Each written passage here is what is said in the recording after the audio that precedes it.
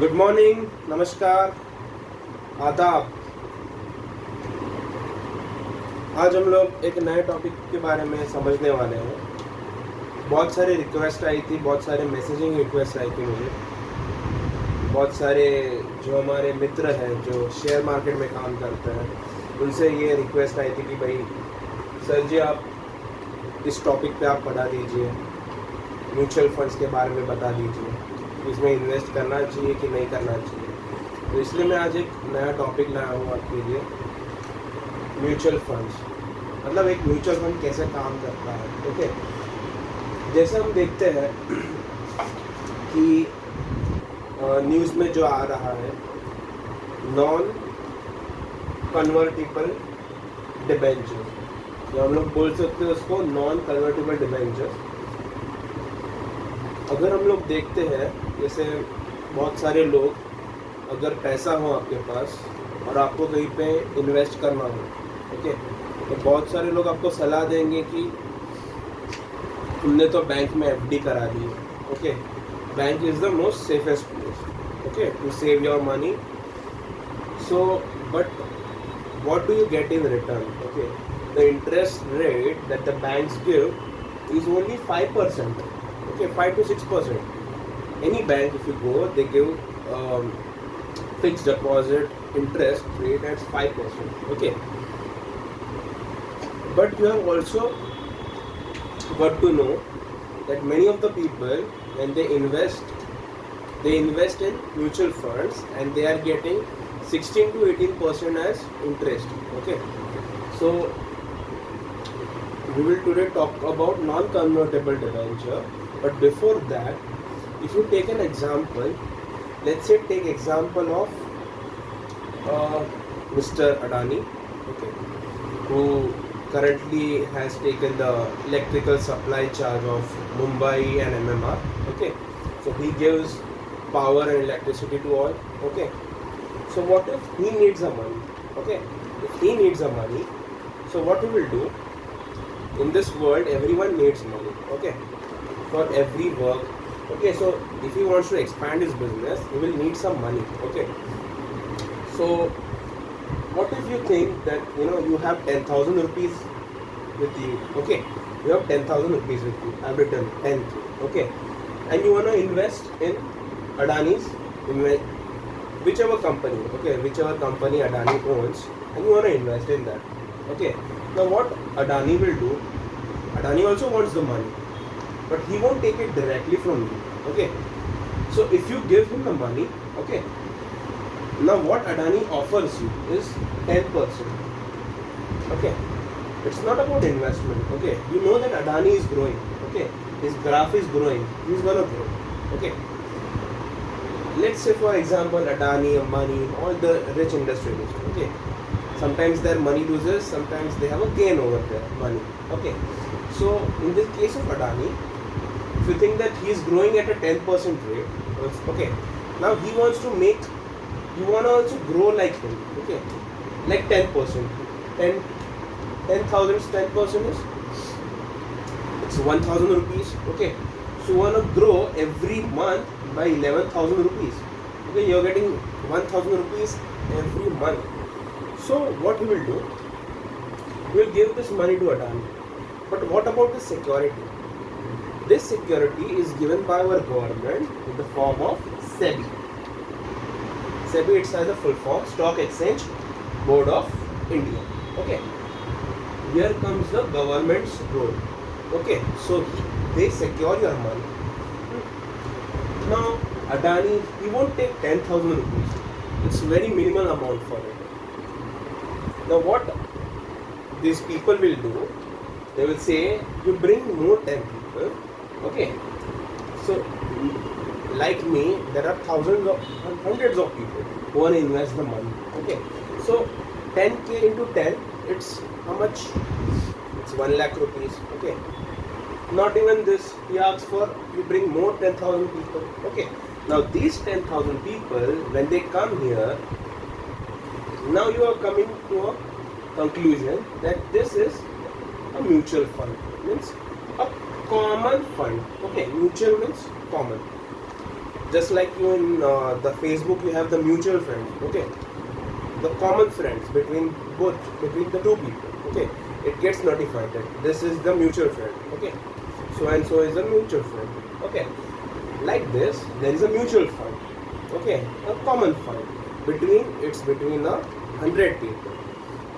ऐसा नहीं होगा कि एक ही बंदा है उसका पैसा, इसमें सबका पैसा, इसलिए उसको बोला जाए म्यूचुअल फंड। तो आप बोलेंगे कि 10,000 लोग लाओ, पर आप पे वो ट्रस्ट नहीं करेंगे ना कि आपको 10,000 देंगे तब आप इन्वेस्ट कर पाओगे अडानी या किसी में भी, ओके। तो कुछ ऐसे ये रहते हैं, LIC जो बैंक जो देती है बैंक गारंटी, उस पर आप तो विश्वास करो, है ना। LIC top most company, SBI state bank of India, HDFC, ICICI, axis bank, इन बैंकों पे आप विश्वास करोगे, है ना, सीधी सी बात है। तो क्या होगा, इनकी जो एजेंट रहते हैं, ये क्या है, ये सब एजेंट है, ये आपको हेल्प करेंगे इसमें इन्वेस्ट करने की। ये क्या करेंगे, आपसे आपका पैसे लेंगे, इनको इकट्ठा करेंगे। तो मान लीजिए 1 करोड़ आपका बनता होगा, तो ये इसमें इन्वेस्ट करेंगे, कोई भी कंपनी हो, बड़ी कंपनी में इन्वेस्ट करेंगे। तो ये क्या है, एजेंट होंगे ये लोग। ये एजेंट क्या करेंगे, कमीशन लेंगे। आप उनके पास जाओगे, आप बोले कमीशन हम लोग बस 1 या 2% लेंगे, पर 1 और 2% भी बहुत ज़्यादा होता है कमीशन, है ना। 1 करोड़ का 1% कितना होगा, है ना। तो आप समझ सकते हैं 1% भी बहुत बड़ी बात है। 1 करोड़ का हो गया 1 लाख, है ना। 1 लाख उन लोगों को मिल जाते हैं ऐसा कमीशन 1 करोड़ का। ऐसे तो बहुत सारे बंदे हैं जो म्यूचुअल फंड में इन्वेस्ट करते हैं। करंट जो रिपोर्ट्स थी ना कि 36,000 करोड़ लोगों ने इसमें इन्वेस्ट किया। तो इनमें जो भी काम करता है उनको सबको पैसे मिलते हैं, इतने कमीशन मिलते रहे। आते हैं हम लोग पॉइंट पे। आज हम लोग किसके बारे में पढ़ने वाले थे, नॉन कन्वर्टेबल डिबेंचर के बारे में। इसके बारे में क्या है, एक नया उतर के आया है, इसका नाम है NBFC, ओके। इनके नाम पे एक नया उतर के NBFC क्या है, नॉन बैंकिंग फाइनेंशियल कंपनीज। मतलब आप बैंक को ही पैसे दे रहे हो, ओके, पैसे को ही आप पैसे दे रहे हो। तो ये कंपनीज क्या बोलती है, हम भी आपका काम करके देंगे, वही रेट में आपको ज़्यादा देंगे, 16% देंगे आपको इंटरेस्ट, ओके। तो ये प्रकार से क्या होता है, लोन। हर कंपनी को काम करने के लिए लोन चाहिए होता है, ओके। बड़ी से बड़ी कंपनी को भी पैसा चाहिए, कोई भी काम करने के लिए, है ना।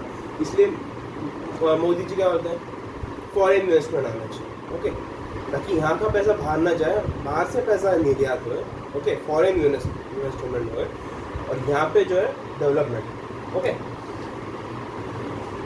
अभी तो इसका जो फुल फॉर्म है non banking financial company, okay. हमेशा आप म्यूचुअल फंड्स की एड्स देखते होंगे, तो वहाँ पे आपको ये पढ़ा हुआ सुनते होंगे, subject to market risk, read all schemes and documents carefully, okay. ये जब ये लोग लिखते हैं ना, मार्केट रिस्क, मतलब आप अगर पैसा इन्वेस्ट कर रहे हो तो वो आपको 100% मिलेगा वापस, इसकी कोई गारंटी नहीं होती, ओके। इसकी कोई गारंटी नहीं होती, क्योंकि वो कंपनी क्या है, कहीं पे भी लगा देगी, ओके। आलतू फालतू कंपनी में लगा देगी जो डूबने की कगार पे है। और वही कंपनीज क्या करती है, NBFC और बैंक, ये दोनों क्या करते हैं, किस में इन्वेस्ट करेंगे, आपका पैसा किस में इन्वेस्ट करेंगे, या तो वो लोग शेयर मार्केट में डालेंगे, या तो वो एक डेट में डालेंगे, या डिबेंचर करेंगे, या इक्विटी करेंगे। इन तीनों के बारे में हम लोग बहुत बारीकी से आज जानेंगे, ओके। इन तीनों का मतलब क्या है, और इकोनॉमिक के टर्म्स में भी आपको बहुत यूजफुल रहेगा। तो डिबेंचर, डेट और इक्विटी, NBC बैंक, ये आपसे पैसा लेंगे, इसमें इन्वेस्ट करेंगे, ओके। मोस्टली क्या होता है डिबेंचर में, जो पुअरर कंपनीज होती है, पुअरर कंपनी मतलब जो डूबने की कगार पे है, वो इनको क्या बोलती है, LIC के एजेंट्स को, मतलब ये एजेंट्स को, कि आप लोगों को लाइए, ओके। हम लोग आपको इंटरेस्ट 18% देंगे, 17% देंगे, ओके। जो बैंक भी आपको नहीं देती 5%, तो आपको 18% इंटरेस्ट दे रहे पैसे, मतलब 100 रुपये का 18 रुपये आपको मिल रहा है, वो भी एक बहुत बड़ी बात है ना। तो इसमें क्या होता है, मोस्टली आप पूछेंगे कि इनमें फ़र्क क्या हुआ, शेयर भी तो वही हुआ, हम लोग डालते हैं तभी शेयर्स में, ऐसा ही हम लोग डालते हैं। और शेयर मार्केट का मतलब भी देखो क्या है, शेयर मतलब क्या, कोई भी कंपनी है, समझो ये कंपनी है, ओके, ये कंपनी है, इसके 100% शेयर है, ओके। 100 क्यों मैं दे रहा हूँ, 100 ईजी पड़ेगा आपको पहचानने में, ओके। ये शेयर है, ओके। तो शेयर्स में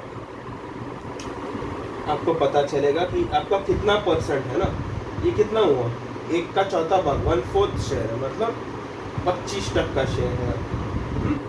ये हो गया आपका 50% शेयर, ओके। ऐसा हुआ 25% शेयर। तो वो लोग बोलते हैं कि 100 शेयर्स में तो मैंने खरीदे 25 शेयर्स, मतलब 1/4 हिस्सेदारी ऑन द कंपनी। 1/4 ये भाग पे अगर मैं खरीदता हूँ कोई कंपनी से शेयर, तो इस पे मेरा भी हक है, ओके। तो आप क्या होता है कि शेयर मार्केट में हम लोग जब भी पैसा डालते हैं, ओके, तब आपको शेयर्स भी मिलते हैं, ओके।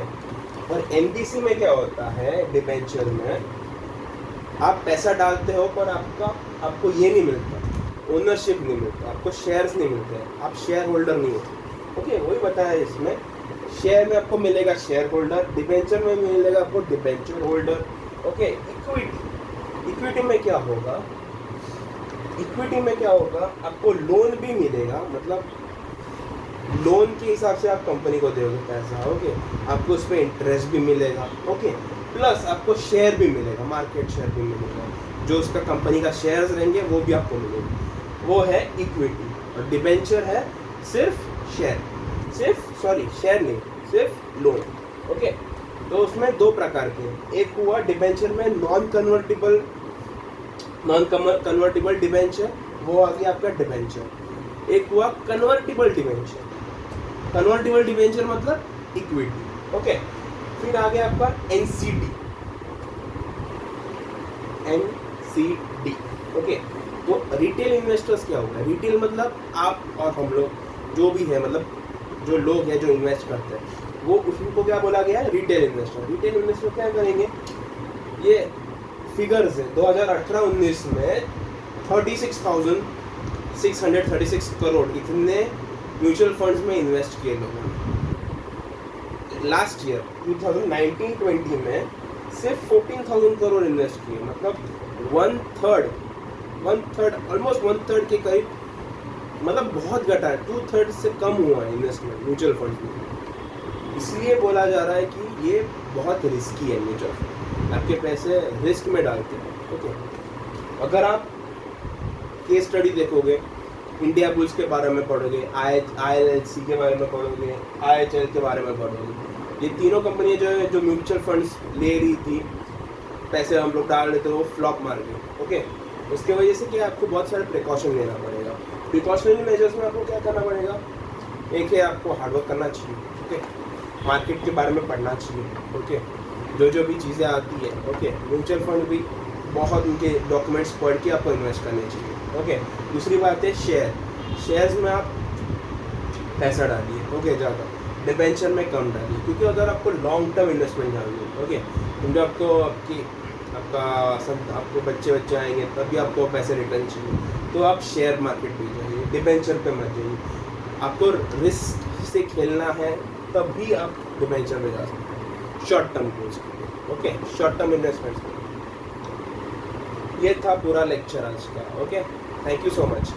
इसके बारे में आपको और डिटेल्स है नेक्स्ट लेक्चर में पढ़ाऊँगा, okay. Till then, thank you, goodbye, take care.